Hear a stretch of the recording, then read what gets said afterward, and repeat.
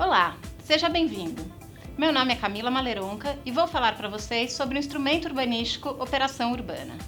É um instrumento controverso, mas que traz possibilidades importantes de intervenção nas nossas cidades.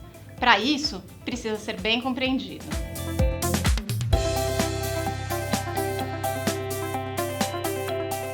Em 2001, o Estatuto da Cidade regulamentou em nível nacional vários instrumentos urbanísticos, entre eles a Operação Urbana Consorciada. A Operação Urbana é um instrumento que possibilita a parceria entre os setores público e privado para a promoção de projetos urbanos.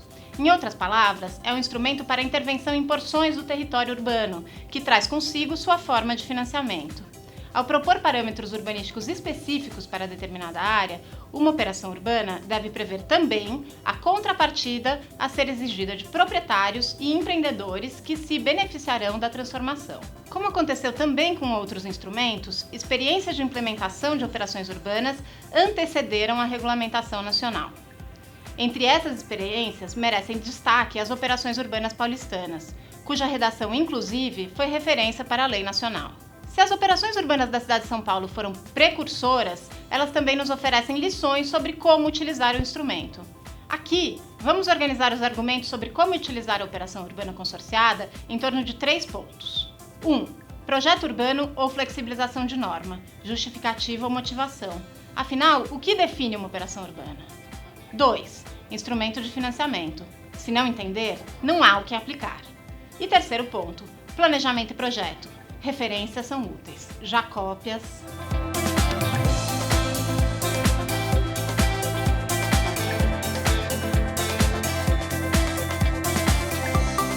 É comum se dizer que a operação urbana ou outorga onerosa, da qual vamos falar já já, são instrumentos que permitem construir acima da lei. Isso está errado. Para começar, os instrumentos são definidos eles mesmos por lei. Ou seja, quando se tem uma operação urbana, não se trata de construir acima da lei, mas de construir com base em regras específicas. E por que ter regras específicas para um trecho da cidade? Segundo o Estatuto da Cidade, é quando se pretende promover transformações urbanísticas estruturais, melhorias sociais e a valorização ambiental. Esses são os 3 objetivos que justificam a aplicação do instrumento. E o que podemos entender por transformações urbanísticas estruturais?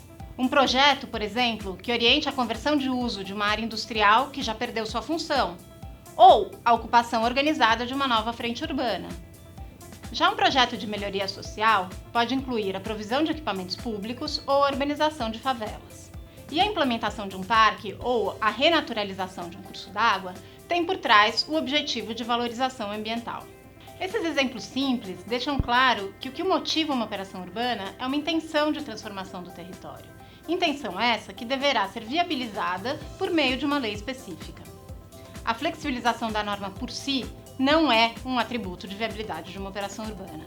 Se olharmos para a experiência de São Paulo, a Operação Urbana Centro, que é a mais permissiva, que proporciona índices construtivos mais generosos, é a que teve menos adesões da iniciativa privada e a que reverteu menos contrapartidas para o poder público. Claro, a atividade imobiliária não busca ausência de normas. Se fosse assim, as cidades menos reguladas seriam as mais dinâmicas, o que não é verdade. O que atrai o investimento privado é a concentração de demanda.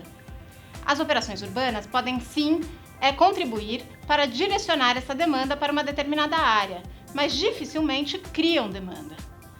Assim fechamos nosso primeiro ponto. O que define uma operação urbana é uma intenção de transformação do território expressa em um projeto urbano.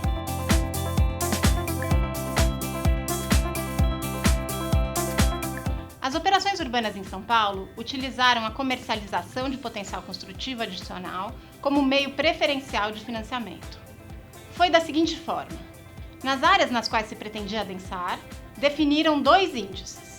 o Índice Básico de Construção, coeficiente de aproveitamento básico, que estabeleceu o potencial de edificabilidade gratuito dos lotes, não sujeito à contrapartida, e o Índice Máximo de Construção, o coeficiente de aproveitamento máximo, que estabeleceu o limite de edificabilidade sujeito à contrapartida. E os recursos arrecadados via contrapartida pelo potencial adicional de construção são investidos no Programa de Intervenções da Operação. E qual a lógica por trás desse mecanismo de financiamento? Para entendê-la, vamos assumir a visão de um incorporador imobiliário em um empreendimento hipotético, cujo aproveitamento é igual a 2, ou seja, permite construir 2 vezes a área do terreno. Em primeiro lugar, o incorporador estima por quanto venderá os metros quadrados construídos. No nosso exemplo, vamos assumir que o empreendimento gera uma receita de 100 unidades monetárias. Dessa receita, são deduzidos os custos de projeto, construção e comercialização, que aqui no nosso exemplo correspondem a 59. Também dessa receita, o incorporador deduz sua margem de lucro, ou seu resultado, valor abaixo do qual não vale a pena viabilizar o empreendimento. No nosso exemplo, o resultado é 25. O resultado é quanto o incorporador estará disposto a pagar pelo terreno. Por isso, dizemos que o valor do terreno é residual, ou que o custo do terreno é orientado pela receita. No nosso exemplo, esse terreno valeria 16. Esses 16 são então uma consequência do maior e melhor uso que esse terreno pode ter. Isso significa que o empreendedor já faz o cálculo considerando o maior valor que ele pode pagar pelo terreno. Por isso é que qualquer carga sobre o terreno não tem como aumentar seu custo, mas será descontada do valor oferecido ao proprietário.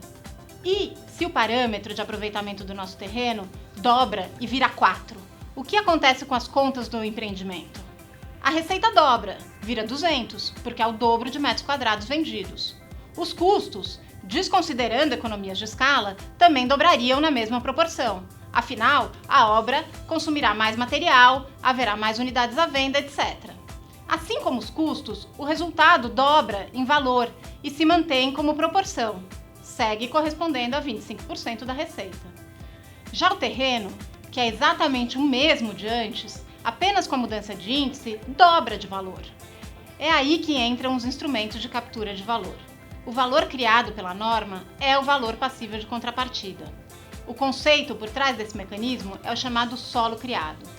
Idealizado na década de 70, esse conceito também é a base de outro instrumento previsto pelo Estatuto da Cidade, a outorga onerosa do direito de construir. O conceito de solo criado compreende o equilíbrio entre os benefícios e cargas da urbanização, a neutralização dos efeitos econômicos decorrentes de diferentes parâmetros urbanísticos e a compensação pela construção que exceda um limite comum pré-estabelecido.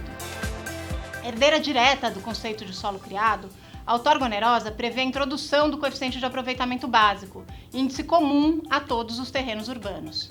Acima do CA básico e até os limites máximos, definidos por critérios urbanísticos, incide a cobrança de contrapartida. Dessa forma, se neutraliza a valorização diferenciada que a atribuição de índices confere aos terrenos urbanos, como vimos no exemplo numérico. O valor adicional pela possibilidade de construção além do limite básico reverte em contrapartida para a coletividade. A outorga onerosa do direito de construir é um instrumento de regulação geral que, além de proporcionar recursos para o financiamento urbano, regula o mercado de solo urbano e fortalece a atividade de planejamento. Assim, a outorga onerosa e a operação urbana são instrumentos complementares. Se a outorga recupera a valorização de uma área onde há capacidade de suporte de infraestrutura, revertendo fundos para investimento na cidade, a operação urbana possibilita a ampliação da capacidade da infraestrutura para suportar uma densidade adicional, que, por sua vez, viabilizará os recursos para o financiamento da infraestrutura necessária. O uso combinado dos dois instrumentos reforça a noção de projeto urbano nas operações urbanas. E a introdução do coeficiente de aproveitamento básico no conjunto da cidade é determinante para a coordenação dos dois instrumentos. Aqui, também podemos citar a experiência de São Paulo, que desde 2002-2004 vem aplicando esses instrumentos de modo combinado. Lá, a experiência nos mostra que não há evidências de que esses instrumentos tenham inibido a atividade imobiliária, e sua introdução propiciou uma receita extra-orçamentária significativa para o município. Simplificando, Tanto a outorga quanto a operação urbana são meios através dos quais o município comercializa terreno virtual. Isto é, para o empreendedor imobiliário, a alternativa ao pagamento das contrapartidas seria a compra de um terreno maior, que possibilite, usando apenas o potencial básico, a mesma edificabilidade que seria possível no terreno original, usando o potencial máximo com a contrapartida pública. Por isso, a precificação dessas contrapartidas por terreno virtual deve sempre guardar correspondência com o valor de mercado do terreno real. Essa correspondência pode ser feita por meio de uma fórmula de cálculo, tomando como base o valor cadastral dos terrenos, ou através de leilões, como é o caso do CEPAC. O CEPAC é um título emitido pelo município e comercializado em leilões. Cada CEPAC corresponde a uma quantidade de metros quadrados de construção, segundo uma tabela de conversão que pode estabelecer equivalências diferenciadas para diferentes setores de uma operação urbana. Os CEPAC funcionam como moeda de troca. Podem ser negociados livremente, mas só são convertidos em direito de construir na área objeto da operação para a qual foram emitidos. Hoje, há 5 operações urbanas aprovadas no país que utilizam o CEPAC. A Água Espraiada, em São Paulo, a Faria Lima, também em São Paulo, o Porto Maravilha, no Rio de Janeiro, a Linha Verde, em Curitiba, e a Água Branca, em São Paulo. Os leilões de CEPAC são regulados pela CVM. A página da autarquia é uma boa fonte de informações para quem quer saber mais sobre o CEPAC nas operações urbanas em andamento. Além de mecanismo de precificação, os leilões de CEPAC permitem ao poder público antecipar a receita da contrapartida por potencial construtivo adicional. Ao invés de a receita entrar no caixa do município a cada aprovação de empreendimento, ela entra de forma concentrada, já que em cada leilão de CEPAC é possível comercializar potencial construtivo para vários empreendimentos. A compra de CEPAC nos leilões se dá de acordo com a demanda de mercado por potencial construtivo adicional.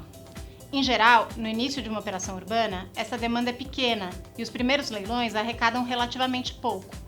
Na medida em que o município arrecada recursos suficientes, as obras previstas no programa de intervenções da operação podem ser viabilizadas. Esse foi o modelo até hoje utilizado pelas operações urbanas em São Paulo e também pela Linha Verde em Curitiba. Já na Operação Urbana Porto Maravilha, no Rio de Janeiro, todo o CEPAC da operação foi comercializado em um único leilão. Nesse caso, quem comprou o CEPAC não foram agentes imobiliários interessados em empreender na operação, mas um agente financeiro, que posteriormente vai negociar o CEPAC com os empreendedores. Esse modelo possibilita a antecipação total da receita da operação e a concentração da execução das obras no início da intervenção.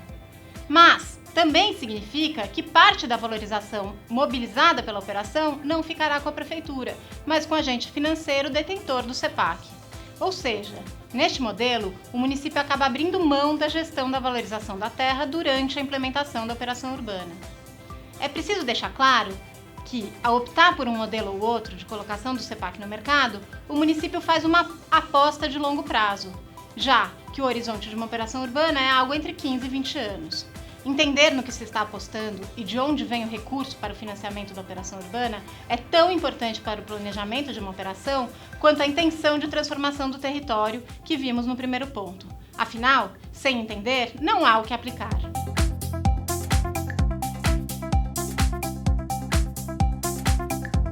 O último ponto que vamos comentar diz respeito a planejar cada operação urbana a partir de seu próprio contexto.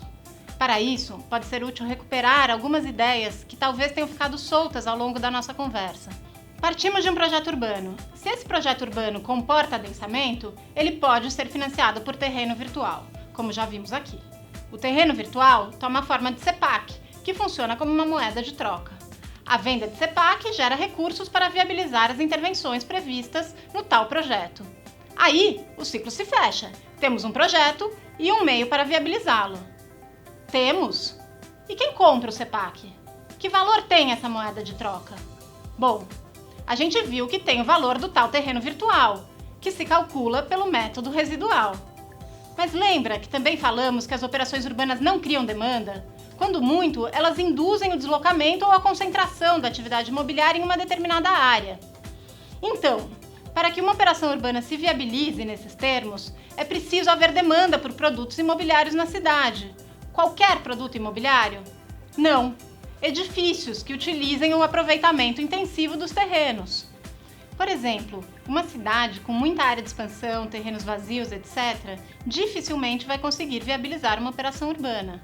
Por quê? Se há terreno real sobrando, quem é que vai se interessar por terreno virtual? Também pode haver casos em que o terreno virtual disponível fora da área da operação é mais atrativo que o terreno ofertado dentro. Aí, também uma operação urbana levará tempo para se viabilizar, se é que um dia se viabiliza. Portanto, não adianta nada copiar uma operação urbana de São Paulo ou do Rio, calculando estoques de terrenos virtuais, fatores de conversão de CEPAC e tudo mais, sem considerar o contexto do mercado de terrenos reais e virtuais e do mercado imobiliário na sua própria cidade. As experiências de outras cidades são importantes como referências. Vem daí as evidências que nos permitem hoje afirmar que a flexibilização não atrai o mercado, que o pagamento de contrapartida por terreno virtual não inibe a atividade imobiliária e por aí vai. Também, algumas dessas experiências nos mostram que as operações urbanas podem viabilizar a habitação social em terrenos bem localizados e que a gestão compartilhada ainda está engatinhando, mas que conflitos urbanos têm lugar e podem ser negociados nesse espaço. Mas isso já é assunto para outra conversa. Até logo!